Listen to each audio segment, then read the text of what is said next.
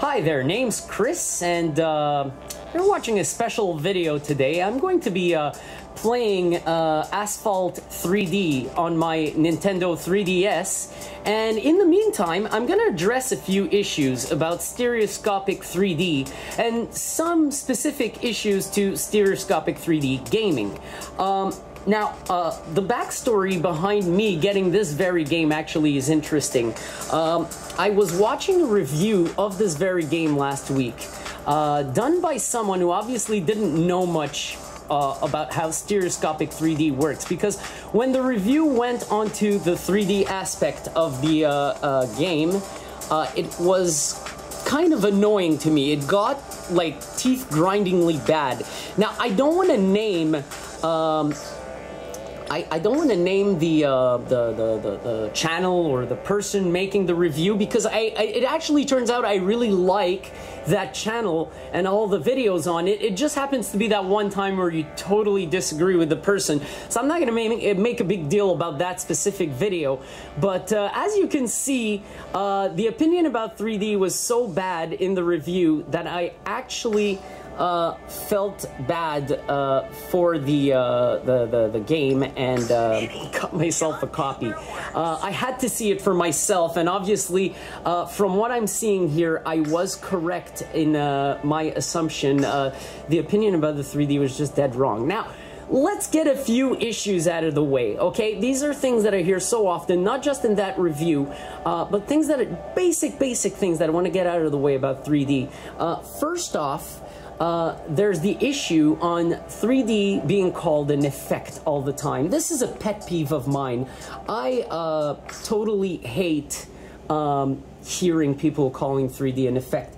3D is not an effect. Effect implies gimmick.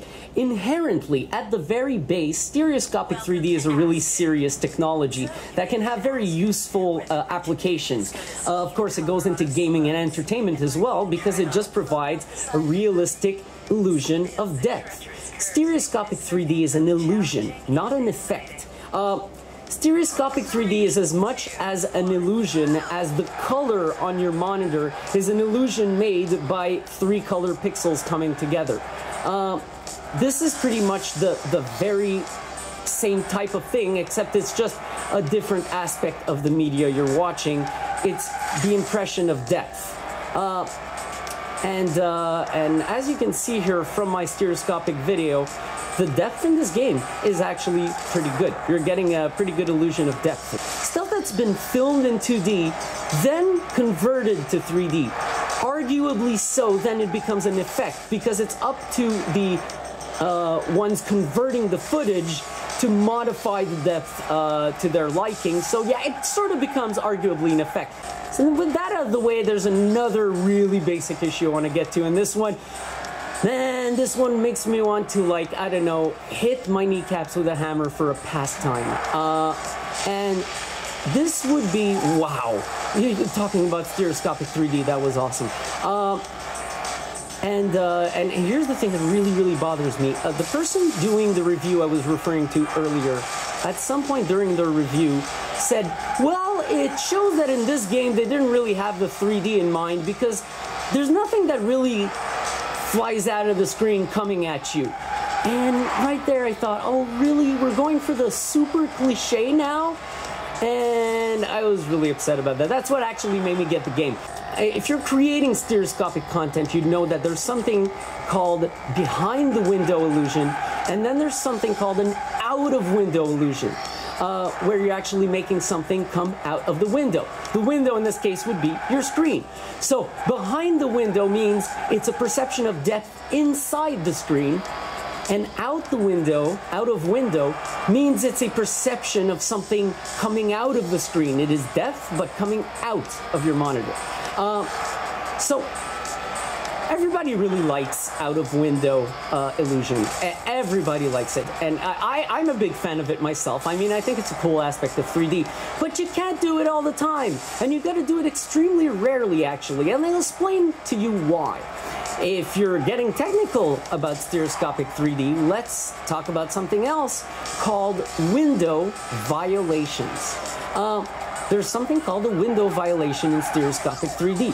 This would be when you're trying to make an object go out of window, except its edges are touching the window edges. You cannot have an object that's larger than the actual screen try to go out of window, because it's going to literally touch the edges of the window, and this makes the viewer's brain sort of realize it's being fooled, and the brain will literally push the scenery back into the window. It will sort of cancel out the illusion of out of window 3D. So you want to avoid doing it wrong. And here's a great example, actually, a racing game. You have the track on the ground all the time, and you have a view from the ground. In fact, I'm using the bumper view, which I really like. So you're going to be watching during the replay here. I'm going to be able to describe this a little better. You can notice that the road ends at the window. The depth on the road in this game ends at the window level. When I say that, I mean that where the road's depth ends is at the level of the screen. Nothing of the road is coming out of the screen. The road goes from the level of the screen all the way far into the scenery. I can actually look far in this game, quote unquote. If we were to try to get that road to come out of the screen with the car, for example, it can't work. It just cannot work, because this would be one giant window violation. It wouldn't be a window violation anymore. It would be window rape. Because now you'd have the road, which is going to the outer edges of the screen, far out either side with the scenery, touching the edges of the window and trying to come out at the same time, trying to go out of window.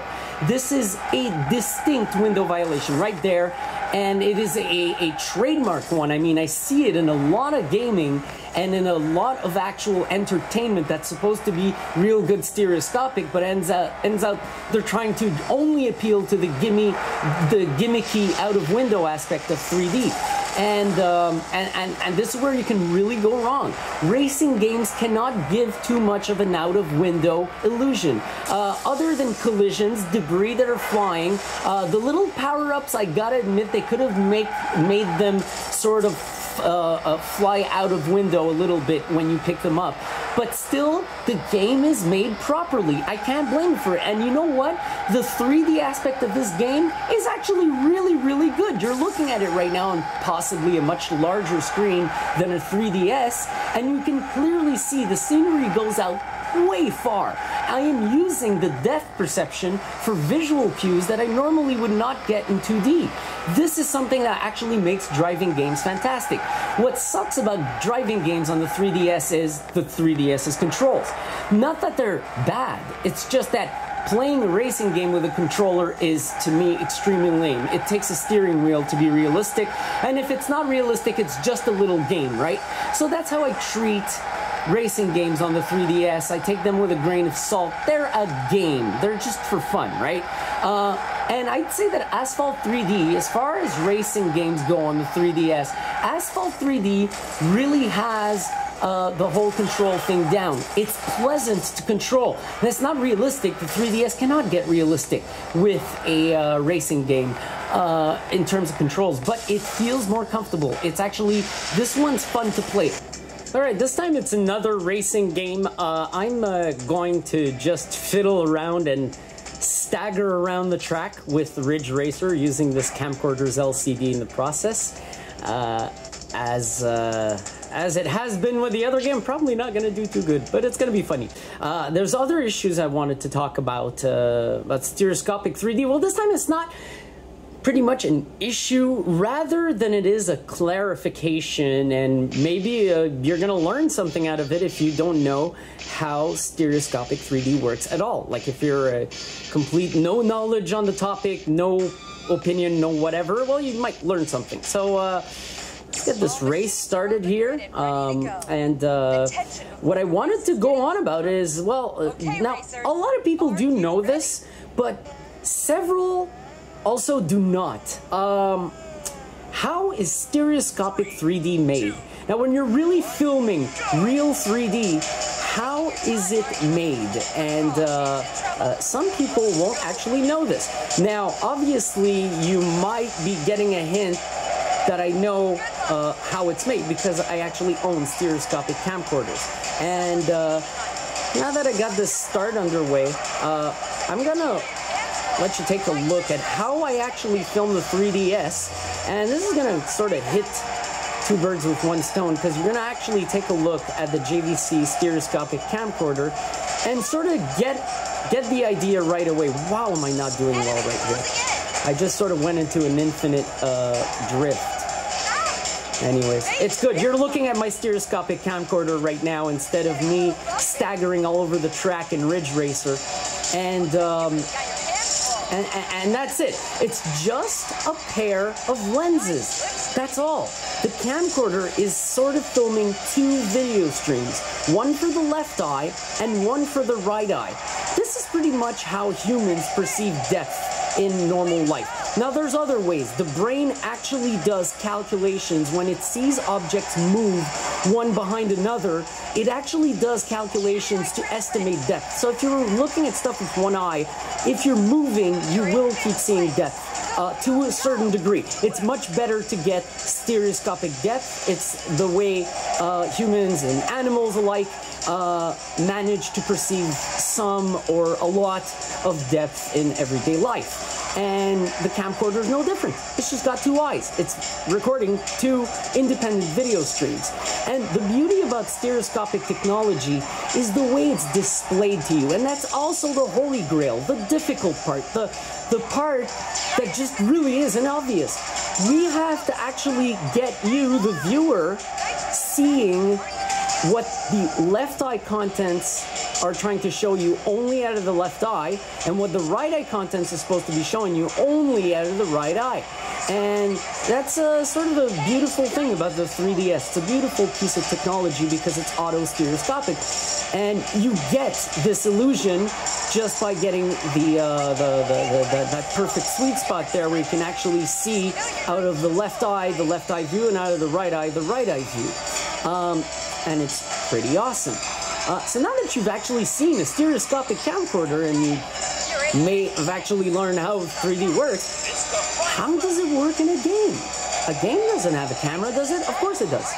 Yes, as a game developer, I can actually vouch for the fact that there are cameras in games. In fact, there's a camera right now behind my car filming the action and asking the CPU and the GPU to render what it's seeing. That's pretty much how a game works.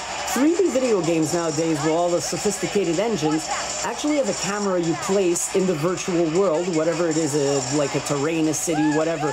Whether it's a first-person shooter or a car game or whatever, if it's using a 3D engine, you're placing a camera in there somewhere, and that camera is transmitting what it's seeing, sort of telling the CPU what it's seeing. It's telling the CPU, draw this because I saw that. The CPU bundles all the textures and all the wireframes for the GPU, and then the GPU finishes by painting the actual image.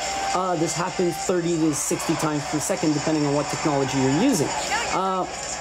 So, with stereoscopic 3D, it gets tricky, because you have to have two cameras side by side, about physically 2.5 inches apart, inside that virtual world, looking in alignment at the same thing.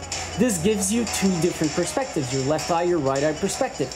Now, what's so tricky about this? Why is putting two cameras kind of tricky? Well, first off, there was the phase where game developers had to get the two cameras to show their images on the screen, and now with today's technology, it's becoming more and more possible in a plethora of different ways. Then, there's the fact that now, you have two cameras capturing each their frame simultaneously at every frame the player is seeing in the game. If you've made the math, that means that whatever CPU and GPU you're using will be working exactly twice as hard, if not a little more than that, because there's overhead as well.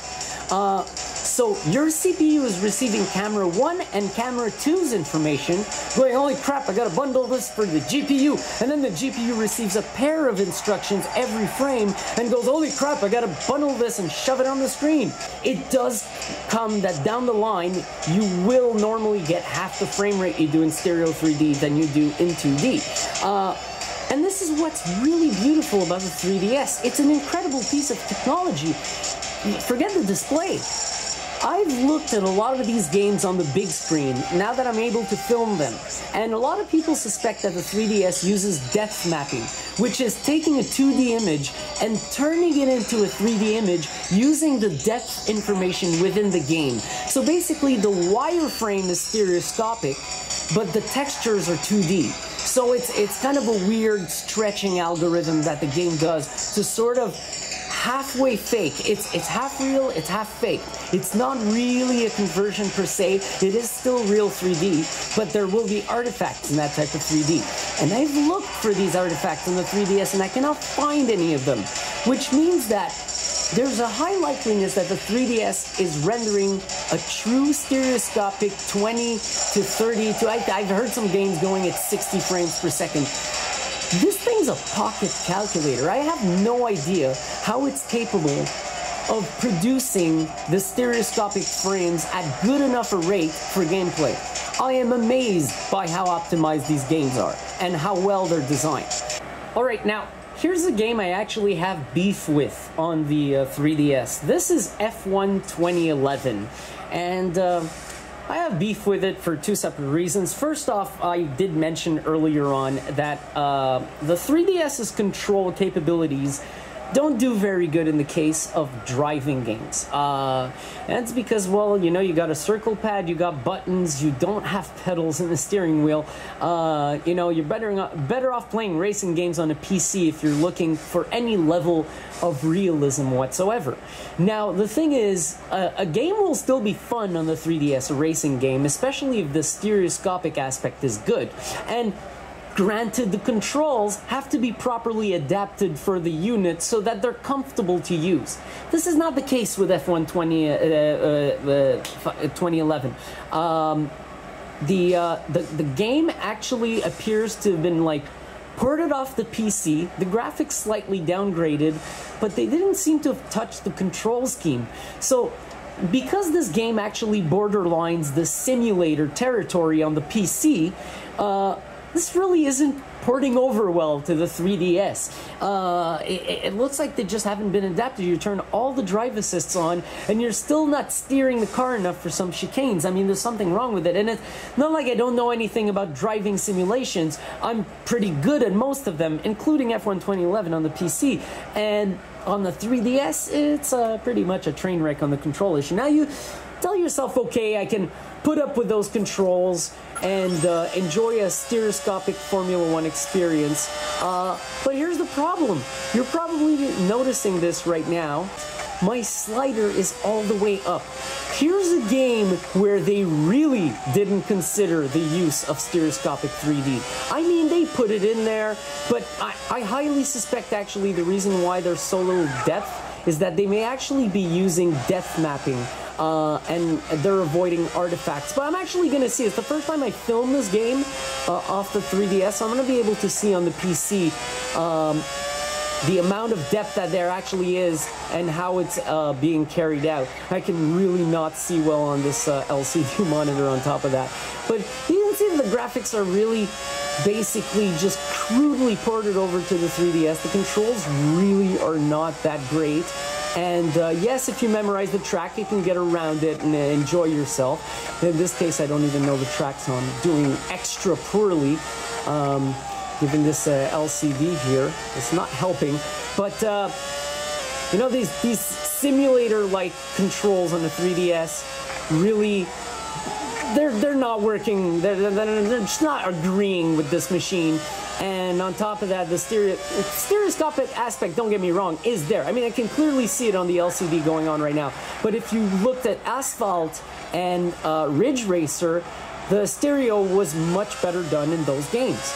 Is it done wrong? No, but it's insufficient. I would have preferred more depth illusion. And the thing is, I think they got cautious because in their mind, they're probably thinking of a way larger screen. It is okay on a larger screen to go with fainter depth because the larger screen will give the viewer a far greater impression of depth. so you need less separation and less actual depth illusion. But when it comes to the 3DS, go all out, man, or at least put an option for us to get full depth, like on Resident Evil, that starts out with very flat depth and gives you the option to increase it, not just with the slider, but also through an option that actually acts as a multiplier to the slider. I mean, this is visually realistic to some degree, but like I said, the depth is insufficient. There should be way more than this. This is a freaking F1 game. I want to get the impression that, you know, stuff is deep. You know, the behind the window illusion is not even that great in itself. Like the city looks like it's at the level of the fence right now to me. I mean, there should be far more separation between the two. The trees look like they're at the level of the fence. I don't feel a good impression of depth for driving.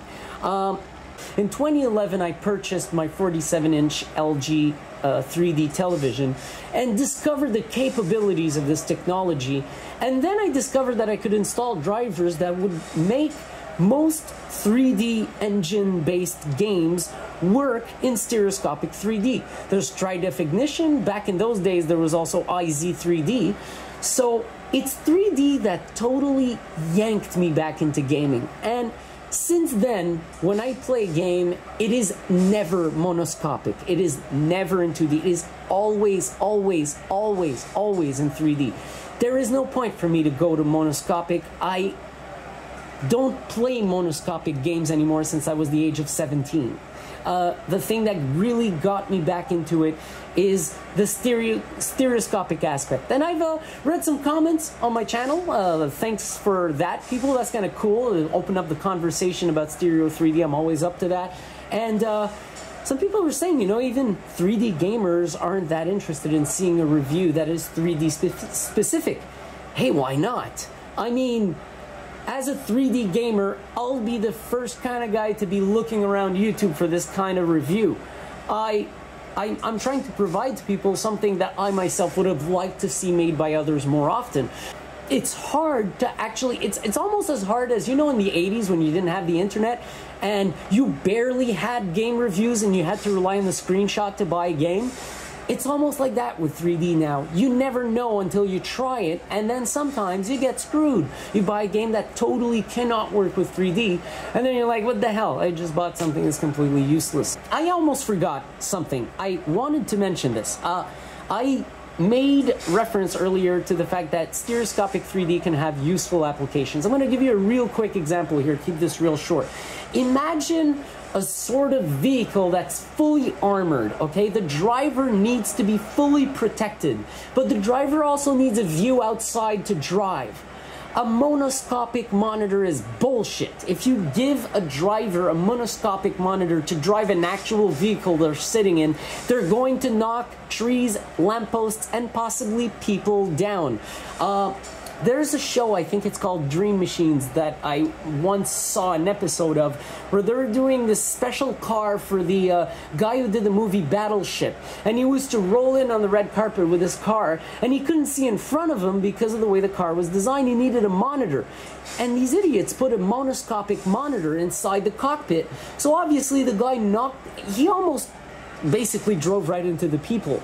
You have no depth perception. How in the hell are you going to drive a vehicle with, like, this is like closing one eye and trying to drive. It is messed up. It's possible, but it's messed up. You got to be a really good driver to do it. And you really got to know your cues from a lot of past driving. Now, what if that machine had a stereoscopic camera in front, giving a direct stereoscopic feed on a monitor? The driver would have the impression they're looking out a freaking window.